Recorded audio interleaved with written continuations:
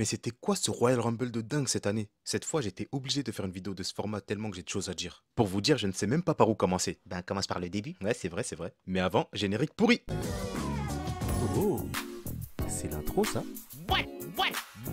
C'est de l'eau. Oh, c'est l'intro ça? Oh, c'est très bien. Cette intro, c'est de l'eau.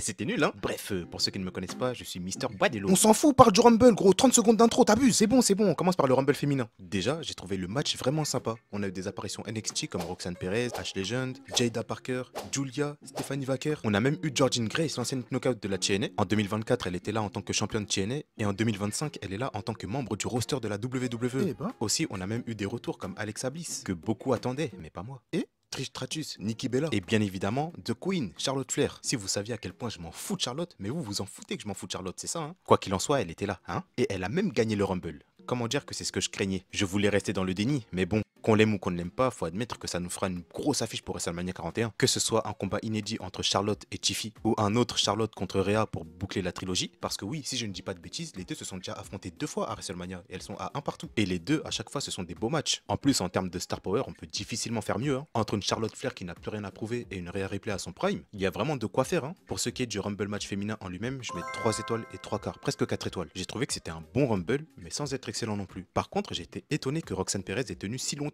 Elle a quand même été finaliste avec Charlotte et elle est rentrée numéro 3. C'est fort, hein. Vous allez me dire, en même temps, elle sort d'un règne légendaire à NXT, mais quand même, à cause de cette finale, bah, ça devenait encore plus prévisible que Charlotte allait gagner. Parce que Roxanne, aussi talentueuse qu'elle soit, c'est beaucoup trop tôt. Personnellement, en finale, j'aurais plutôt mis Charlotte, Bianca, Alexa Bliss et Nia pour faire genre, avec une Nia qui élimine Alexa Bliss pour la hit. Ensuite, tu fais que Charlotte et Bianca parviennent à éliminer Nia, et là, t'as une finale un peu moins prévisible, entre Bianca et Charlotte, où les deux peuvent gagner, même si bon, on s'en doutait, hein, pour Charlotte. Bref, ensuite on a eu le match par équipe 2 out of 3 falls. DIY contre Motor City Machine Guns. Pour les titres par équipe sur la carte, et ben, c'est très bien, ça faisait longtemps, hein. Et là encore, quel match, un combat bien équilibré, avec une victoire logique de DIY qui conserve grâce à Street Profits. Hein, quoi, Street Profits? Mais de quel but? J'avoue, il y a quelques semaines à SmackDown, Street Profits s'était fait attaquer par DIY. Et là, alors que DIY et Motor City Machine Guns étaient à un partout, et que Motor City Machine Guns allait gagner le match, t'as Street Profits qui les a fait perdre. Wow. Ils ont fait gagner leurs ennemis. Bah en vrai, c'est logique. Pour Street Profits, c'est à eux de récupérer les titres des mains de DIY, et pas à Motor City Machine Guns. C'est d'ailleurs pour ça qu'à la fin, Street Profits a aussi attaqué DIY.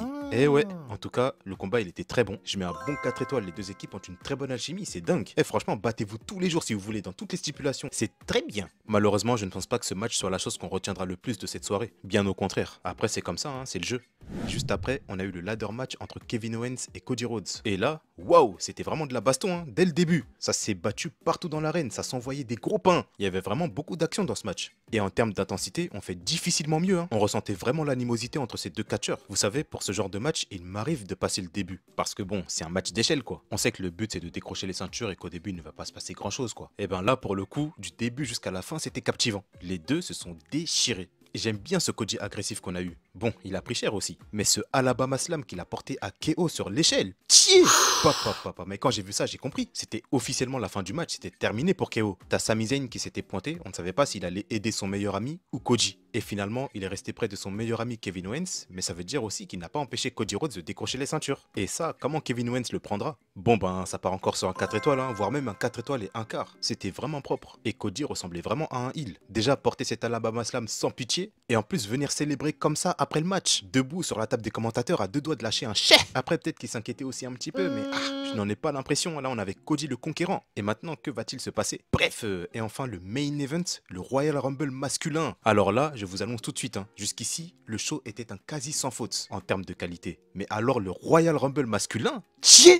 Pour moi, sans exagérer, c'est facilement l'un des meilleurs que j'ai vu. Une vraie merveille ce match. Il y avait tout, enfin quasi tout quoi. Du divertissement, de l'action, de l'intensité et même des surprises. C'était tellement bien dosé, même les entrants se suivaient bien. On dirait qu'il n'y avait aucun temps mort. Habituellement, il y a des fois où c'est mou et j'ai envie de passer un petit peu, mais là je n'ai pas ressenti ça. En plus, on a commencé directement avec Rey Mysterio et Penta. C'est de la triche ça. Mais arrêtez de nous prendre par les sentiments comme ça. C'est quoi ce fanservice de fou furieux? Et on a eu des moments bien divertissants, comme par exemple Akira Tozawa qui s'est pris un petit coup de poing à l'arrière du crâne là, de la part de Carmelo Hayes, et monsieur était KO, pile quand il devait rentrer dans le Royal Rumble. Genre ce petit coup de poing là, c'était trop pour lui. Ah, très fragile Tozawa, hein. Il est douillet. douillait. Il y a 2 agents qui sont venus l'aider à se relever, même le GM était là. Ils l'ont aidé à marcher jusqu'en coulisses, ils l'ont installé sur une chaise. Vrai drama queen hein, ce Tozawa, pour un coup de poing mignon. Là on comprend que Tozawa c'est mort, il ne pourra pas participer au Royal Rumble. Et là, t'as Triple H qui cherche une solution, il regarde autour de lui, et il voit qui? Aisho Speed, le fameux streamer. Et il lui dit, ah Speed, va le remplacer, go, go. Et t'as Speed qui dit, ah quoi, mais je suis pas prêt. Si, t'es prêt, va.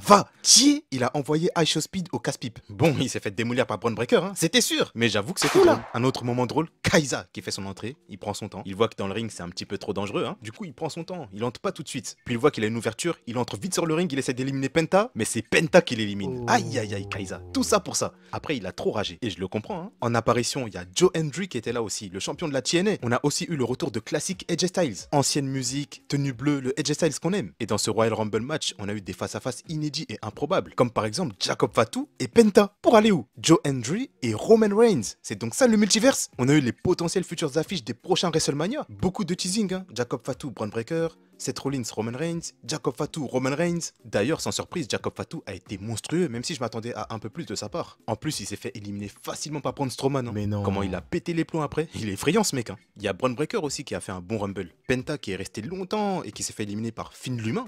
Étonnant. Il y a le fameux moment où John Cena, CM Punk et Seth Rollins ont fait leur entrée successivement, sachant qu'il y avait déjà Roman Reigns, Drew McIntyre et AJ Styles. Hein. C'est là que tu réalises le star power qu'il y avait cette année. On a Damian Priest qui nous a débarrassé de Dom Dom, un bon petit moment de fanservice qui fait plaisir. Hein. En fait, on était vraiment servis. Pourtant, on n'a pas eu de retour de Randy et je sais que beaucoup l'attendaient, ni d'apparition de légendes style Jeff Hardy, et contrairement au Rumble féminin, il n'y avait personne d'NXT là. Mais même avec tout ça, le Rumble paraissait complet et équilibré. Mais à partir de l'entrée de Logan Paul en 30e, les choses ont commencé à prendre une de ses tournures, mais laisse tomber. Déjà, Damian Priest qui élimine Drew. J'ai fait les grands yeux. Genre, avec tout le monde qu'il y avait encore, c'est déjà fini pour Drew. Il est éliminé, comme ça. Lui qui avait dit à Paul Heyman de dire à Punk qu'il allait s'occuper de son cas personnellement au Royal Rumble. Mais t'as trop menti, Drew, t'as rien fait. Oh là là, pour une surprise, même pas dans les derniers. Mais je pense que le vrai grand choc a commencé à partir du moment où Logan Paul a fait son sauvetage en sautant sur la table des commentateurs. Toutes les séquences qui ont suivi ont emmené ce Royal Rumble à un tout autre niveau. D'abord, Logan Paul revient et fait éliminer AJ Styles. Ensuite, t'as Seth Rollins qui s'agrippe à Roman Reigns pour l'éliminer. Les deux sont contre les cordes, et là, t'as CM Punk qui vient et qui les élimine en même temps, les deux. Et derrière, tu n'as même pas le temps de souffler, de réaliser ce qui se passe, que Logan Paul élimine CM Punk. Wow. Mais à ce moment précis, j'ai pété ma tête. Le nombre de favoris éliminés d'un coup comme ça, du jamais vu. Et ce qui a suivi, wow. Déjà, t'as Seth Rollins qui a commencé à péter les plombs. Je sais pas vous, mais moi j'aime trop le voir comme ça.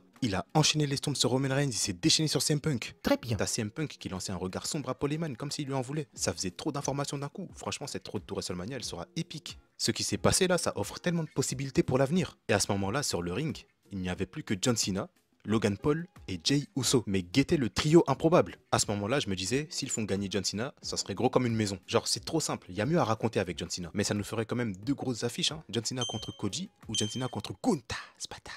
Et justement, ce n'est pas trop le cas avec Logan Paul, je n'étais pas trop hypé. Et pour ce qui est de Jey Uso, je me disais, non, ils vont pas oser. Ok, il a une entrée cool, beaucoup de gens l'aiment bien, il vend des t-shirts, yeet, tout ça, mais gagner un Royal Rumble? Après, j'ai pris du recul et je me suis dit, mais en termes d'écriture, ça serait quand même beau hein, s'il gagnait. Dans le sens où on n'arrête pas de le tailler, comme quoi Main Event, c'est juste un blaze. Et même Gunther l'a prouvé à Saturday Night Main Event, parce qu'il est trop fort ce bâtard. Donc je me disais, lui encore, ça reste plus logique que Logan Paul. D'ailleurs, juste après, t'as John Cena qui a éliminé Logan Paul. Et là, on avait une de ses finales, hein. Je ne m'attendais pas du tout à ça. Et plus ça avançait, plus je me disais, non, ils vont pas oser, ils vont pas donner la victoire à Jey Uso, quand même. Après, je me disais, mais Jey Uso en ce moment, il a un gros buzz. Rien qu'au dernier Raw, il avait fait son entrée avec Quavo. Et au premier Raw de Netflix, c'était Travis Scott. Il y a un truc avec Jey Uso en ce moment. Mais lui donner un Royal Rumble, est-ce qu'ils vont vraiment oser? Dans ce cas de figure, John Cena, c'était clairement la sécurité et Jey Uso, c'était la grosse prise de risque. Après, je vois Jey Uso et John Cena sur le tablier du ring. Je vois que c'est serré. John Cena soulève Jey Uso pour lui porter un hé, toujours sur le tablier du ring. Hein. Jey Uso contre en retournant sur le ring et paf, il élimine John Cena. Jey Uso remporte le Royal Rumble 2025. Mais qu'est-ce qui se passe? Comment ça? On peut dire ce qu'on veut, hein. Mais pour le coup, la WWE a vraiment porté ses couilles. Ça, c'est une décision très controversée, c'est sûr. Il y en a trop qui ont dû péter leur tête. Se dire qu'avec tout ce star power présent, t'avais John Cena, Roman Reigns, CM Punk, Seth Rollins, Drew McIntyre et tu fais gagner Jey Uso? Il était difficile ce Royal Rumble, hein. Et c'est Jey Uso qui le remporte. C'est sûr qu'il y en a qui ont ragé, qui voient ça comme un gros gâchis, qui se disent que Jey Uso, il est surcoté, il est nul sur le ring. Ses vieilles prises, son spear tout dégueulasse. Probablement le pire spear de toute l'histoire du catch. Le mec qui fait du breakdance quand il cogne les gens avec son physique ingrat. C'est lui qu'ils ont choisi pour gagner le Rumble. C'est sûr que des gens se disent ça et sont dégoûtés. Mais t'en as d'autres qui, au contraire, doivent être super contents pour Jey Uso. Uso. Parce que ce mec, qu'on le veuille ou non, il est adoré. Il a une grosse fanbase, beaucoup l'aiment bien. Beaucoup sont montés dans le train depuis Yeet, Main Event Jey Uso. Et là, se dire qu'après tout ce qu'il a vécu, il gagne un Royal Rumble. Là, beaucoup doivent se dire que c'est tellement beau, il mérite tellement. Les avis seront très partagés, ça c'est sûr. Moi, personnellement, je suis plutôt mitigé. D'un côté, je suis content pour lui, c'est sûr. Là, il a l'occasion de prouver que Main Event, ce n'est pas qu'un blaze. Et si d'ici WrestleMania, il s'améliore, il bosse plus sur son in-ring, il améliore son physique, etc. Franchement, je trouverais ça cool. Sachant qu'il a une belle histoire à raconter, qu'il choisisse d'affronter Koji ou Gunta, ce bâtard. Mais je pense qu'on partira plus sur ce dernier là, c'est plus logique. Sachant qu'il n'a jamais réussi à le battre et c'est lui qui l'a le plus rabaissé. Il lui disait qu'il n'est bon qu'en équipe, que Main Event ce n'est qu'un blaze pour lui. Et après avoir dit tout ça, il l'a même détruit à Saturday Night Main Event. Juste après, Jey Uso était totalement abattu et c'est même Cody Rhodes qui est venu le réconforter. Ça, faut pas l'oublier. Ça fait partie du storytelling tout ça. Si tu prends en compte tout ça, tu te dis que Jey Uso n'a aucune raison de choisir Cody, en plus c'est son pote. Et puis le fait que le vainqueur du Rumble choisisse le titre poids lourd, ça crédibiliserait encore plus le titre poids lourd, qui en a vraiment besoin vu qu'il sera toujours dans l'ombre du titre WWE. Là, c'est le début de l'arc rédemption de Jey Uso. On a peut-être le main event de la nuit 1 de WrestleMania 41. Là, ça s'écrit tout seul, il y a une belle histoire à raconter. Mais il faut que ce soit bien écrit et que Jey Uso progresse, qu'il fasse de meilleures promos, qu'il s'améliore sur le ring. Choque-nous, Jey Uso, c'est ta chance. Prouve-nous que tu n'es pas surcoté. Parce que pour l'instant, c'est ce que beaucoup pensent de toi. T'auras vraiment beaucoup de travail à faire pour convaincre. Moi, pour l'instant, j'attends de voir. Je préfère faire confiance à la WWE. Et je salue grandement le fait que cette année, la WWE n'ait pas choisi la facilité. Ça, c'est très bien. Ils auraient pu le donner à Punk ou à Cena, ce Rumble, mais ils l'ont donné à Jey Uso. Rien que pour ça, j'apprécie. C'est risqué, ce qu'ils ont fait. Et franchement, c'est beau pour Jey. Bref, pour la note du Royal Rumble masculin, je vais mettre un bon 4 étoiles et demi. Et pour la note globale du show, 4 étoiles et un tiers. Du très lourd, mieux que l'année dernière, mieux que l'année d'avant, bref, excellent. Malgré quelques absences qui peuvent décevoir, comme par exemple Randy Orton ou encore AJ Lee. Et toi, t'en as pensé quoi? Ouais, hello. Et n'oublie pas de liker, de t'abonner et d'activer les notifications. Ouais.